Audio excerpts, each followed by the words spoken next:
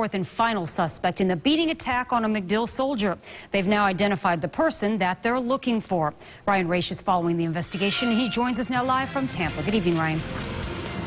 Yeah, good evening. Today is the first day that we're learning the name of this fourth suspect. Police say it's Brandon Miller, an 18-year-old with a violent criminal history. And police have been searching for this man for at least the last few days, but so far have come up empty-handed. But since the public has been so much help thus far in this case, they're turning to you one more time.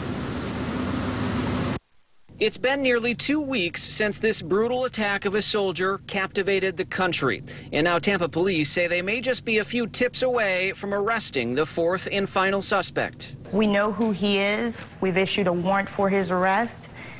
And right now we're just tracking him down. The suspect is identified as 18-year-old Brandon Miller. On the surveillance video, police say Miller is the man dressed in all light clothing seen here delivering the second kick to the victim, who was already knocked to the ground. This suspect is also seen at the very end of the attack, dishing out the final 2 violent blows before running away. Why did you guys beat him so badly? Last week, detectives arrested the first 2 suspects in the case, Jarosh Lewis and Lerome Howard.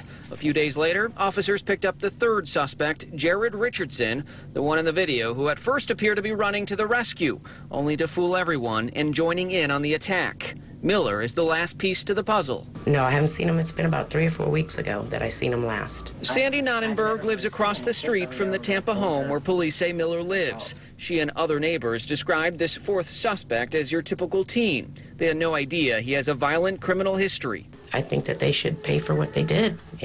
If it was my own son, I would expect him to pay for what he did. Since this horrifying attack of a soldier went viral, police started receiving a flood of tips. So far, the community's help is what has brought the accused attackers to justice. We're hoping that they'll continue sending in those tips so that we can locate this 4th and final suspect.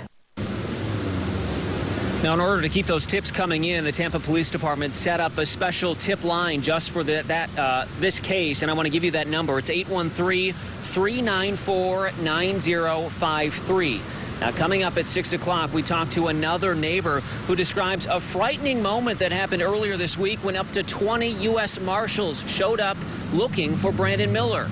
Her story at 6. For now, live in Tampa, Ryan Raish, ABC Action News.